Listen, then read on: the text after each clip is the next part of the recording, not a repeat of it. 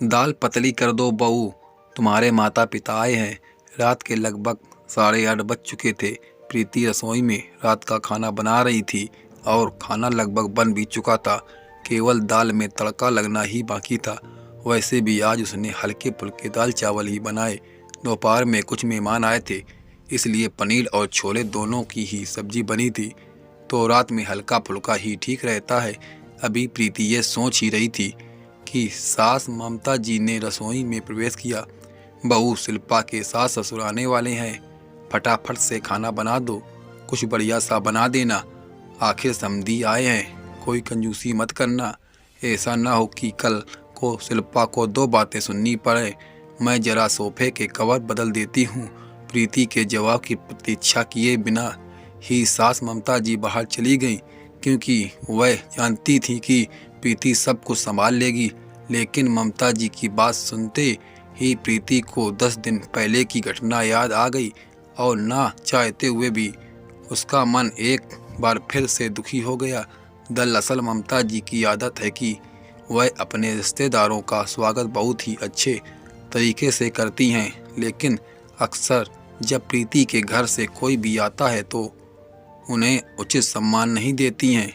जब भी प्रीति के घर से कोई आता है तो ममता जी अक्सर मुंह बना लेती हैं। कभी अच्छे तोहफे ना लाने का ताना देती हैं, तो कभी ये ताना देती हैं कि बेटी के घर यूं रोज रोज नहीं आया जाता। कभी बची हुई मिठाई उनके आगे रख देती हैं, तो कभी कोई और ऐसी बात जो प्रीति को दुखी कर देती है। लेकिन पिछली बार तो हद ही हो गई, जब प्रीति के माता पिता अचानक बिना किसी पूर्व सूचना के आ गए तो ममता जी ने दोबारा खाना न बनवा कर दाल को पानी डालकर पतला करने का आदेश दे दिया और दोपहर की पड़ी हुई सब्जियों में झोंक लगाकर गर्म करने को कह दिया। और रायते में तो वह खुद ही पानी डालकर चली गई।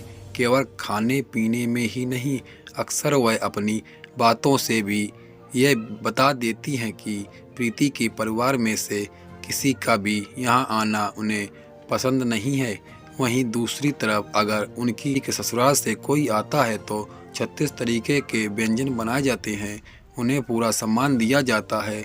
आज भी जब उन्हें पता चला कि उनकी बेटी के सास ससुर आने वाले हैं तो उन्होंने प्रीति को बढ़िया खाना बनाने का हुक्म दे डाला। हालांकि बाकी हर तरीके से ममता जी का व्यवहार प्रीति के प्रति बहुत ही अच्छा रहता है, लेकिन न जाने क्यों जब भी बात प्रीति के परिवार की आती है तो उनका व्यवहार बदल जाता है। बस यही सब सोचकर आज प्रीति की आंखें भर आईं। कहते हैं कि किसी के सब्र का इम्तिहान नहीं लेना चाहिए, लेकिन शायद ममता जी यह बात समझ नहीं पा रही थी, इसलिए बार बार प्रीति के मायके वालों को अपमानित करके वह प्रीति को दुखी कर रही थी। लेकिन आज ना जाने कहां से प्रीति में भी हिम्मत आ गई। अपने आंसू पोंछकर वह हाल में आ गई और सोफे के कवर बदलती हुई ममता जी से बोली, मम्मी जी, दीदी के सास ससुर कब तक आएंगे? क्योंकि खाना तो लगभग बन ही चुका है। अरे अभी तो तुझे बोल कर आई हूँ, इतना जल्दी खाना कैसे बन गया? मम्मी जी, वह क्या है ना, दाल चावल तो बन ही गए हैं।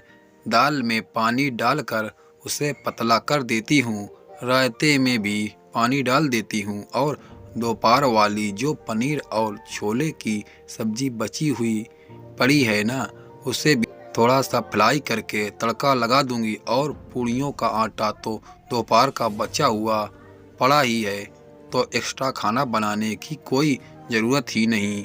वैसे भी आप ही तो कह रही थी ना उस दिन कि समधी तो घर के ही होते हैं, वह थोड़ा ना बुरा मानेंगे, मगर हम उन्हें दोपहर का खाना खिला देंगे।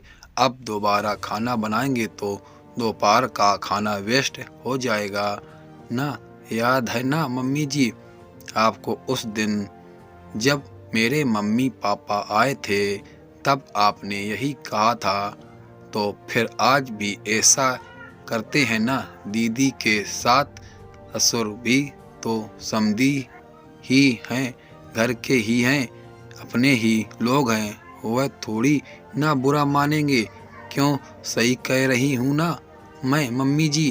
प्रीति की कही हुई हर बात आज ममता जी को आईना दिखा रही थी और उन्हें यह एहसास करवा रही थी कि आज तक वो प्रीति के परिवार के साथ कितना गलत कर रही थी। शायद इसलिए प्रीति कहने से इतना सब कुछ सुनने के बाद आज प्रीति से आंख मिलाने की उनकी हिम्मत नहीं हो रही थी। लेकिन फिर भी गलती का एहसास होने पर गलती को स्वीकार न करना यह ममता जी की फितरत नहीं थी। इसलिए चंद ही मिनटों बाद उन्होंने चुप्पी तोड़ते हुए प्रीति से कहा, बेटा सबसे पहले तो आज तक जो गलत व्यवहार मैं तुम्हारे परिवार के साथ करती आई हूँ उसके लिए मुझे माफ़ कर दें।